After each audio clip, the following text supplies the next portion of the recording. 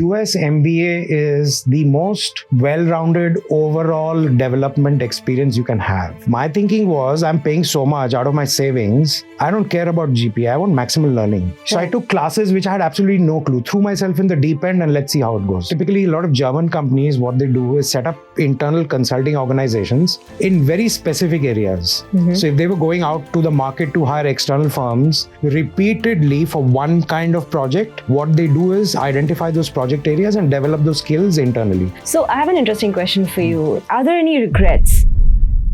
Given everything that you accomplished, given everything that you've done, are there any regrets in terms of, what you could have done better, perhaps at your undergrad level or your first master's or your second master's? Are there any regrets? I think broadly speaking, I am the kind of person who I don't believe in regrets. Like, I shouldn't even have gotten these opportunities. Now, how can I regret something? But if I could change one thing from all these educational and professional experiences is, during my external consulting days, I could have explored some more project ideas across different domains, like, marketing and sales, because consulting is a one-stop shop for all business functions. Right, absolutely. There are teams who have experience and excellence across all these areas. But because I went in with 3 years of experience, so Kearney tried to kind of use my experience to put me in those kind of projects because I already had experience. Right. But I wish I had explored some more areas. Particularly there's an area called private equity due diligence projects. I would have liked a couple of those, maybe a couple of marketing and sales projects, because I was on the cost side, right? So procurement, supply chain, these are all cost drivers. Now, profit is equal to revenue minus cost. I was on the cost side. If I had done a little bit on the marketing side, I would have addressed the revenue side.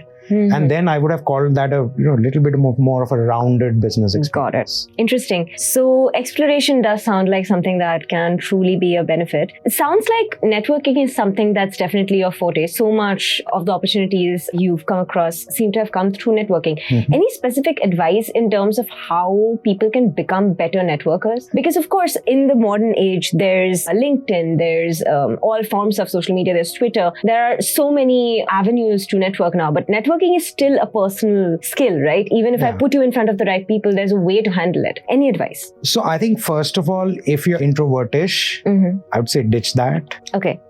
Because by definition, networking requires you to talk to the person who you don't know.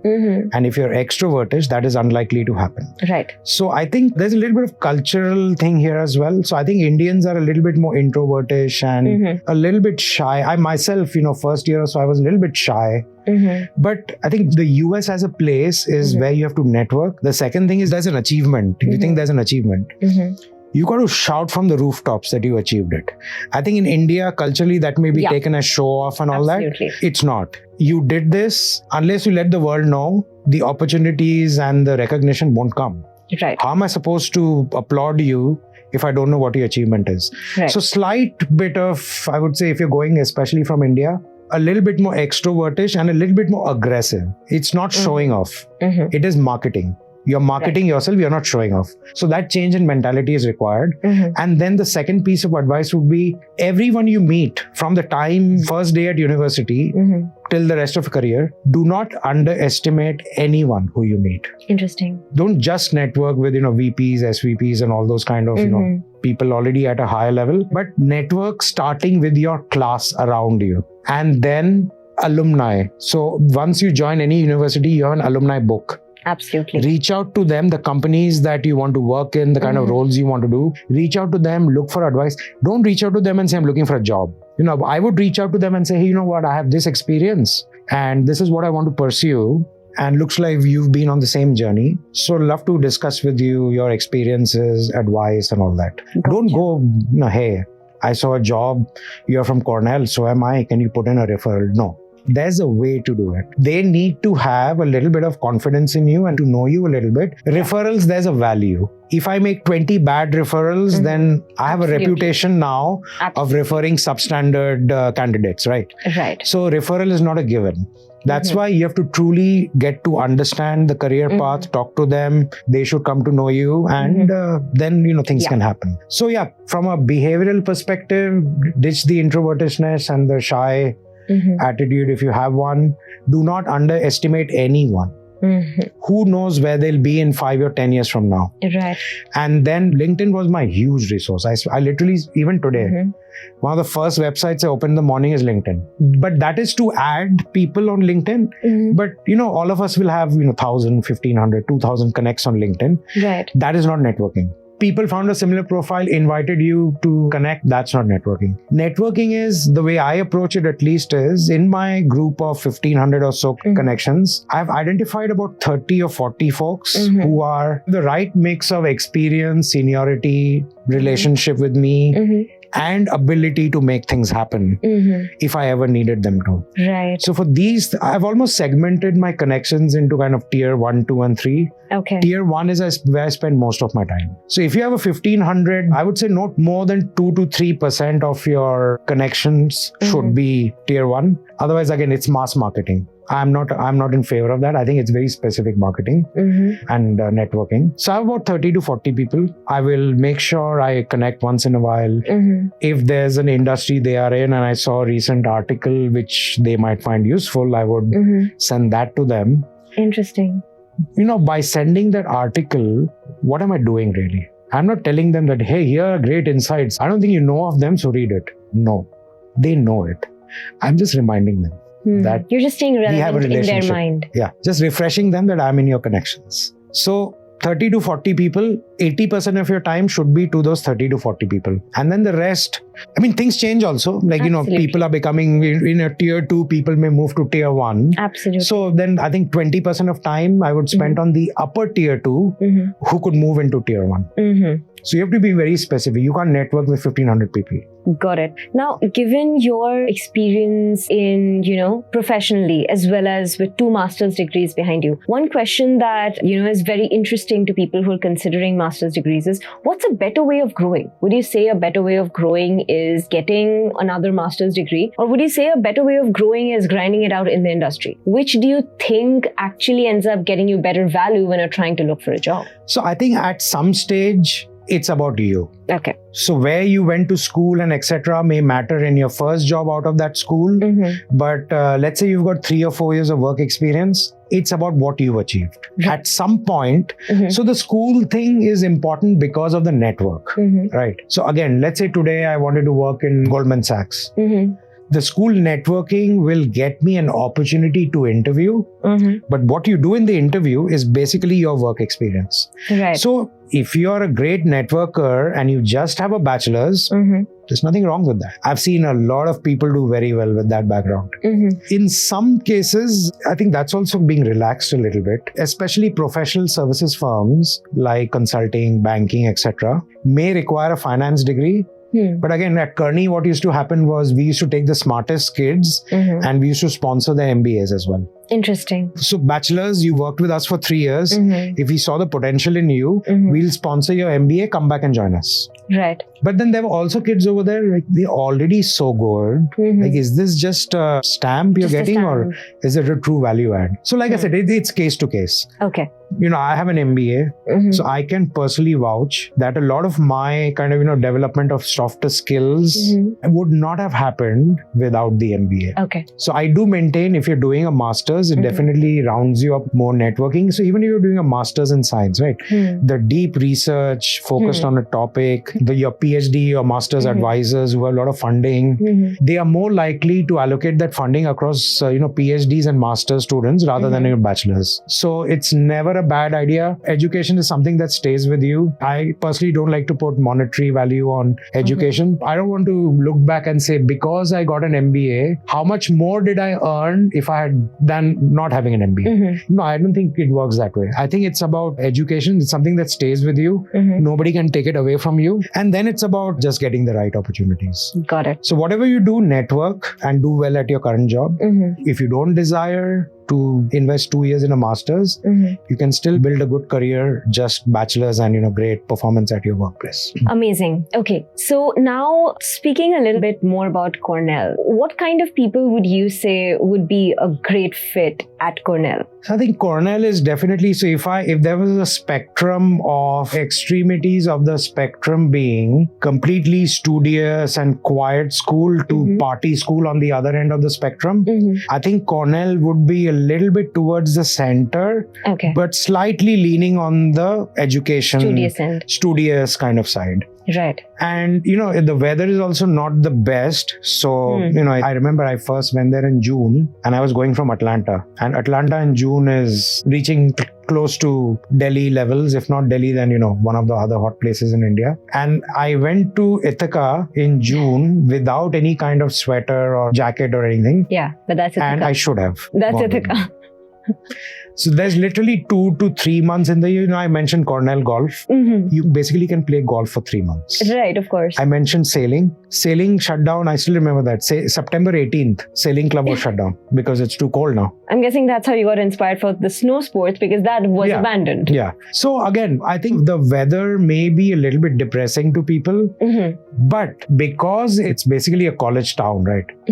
So I think somebody told me the population of Ithaca is 29,000 during term and 9,000 when the term is out.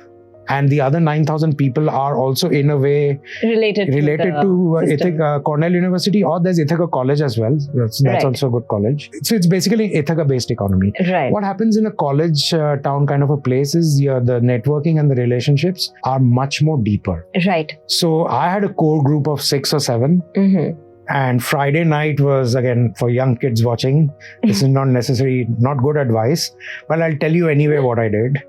So we used to have in Cornell, our main auditorium is called Sage Hall. Right. It's kind of the atrium, and then you have classes around it. It's like a square area in the middle. A Thursday, end of the week, we used to have Sage Social. So all the first year, second years used to gather, and there was cheese and wine and everything. Having this Monday to Thursday, classes were intense, so kind of, cooling down a little bit.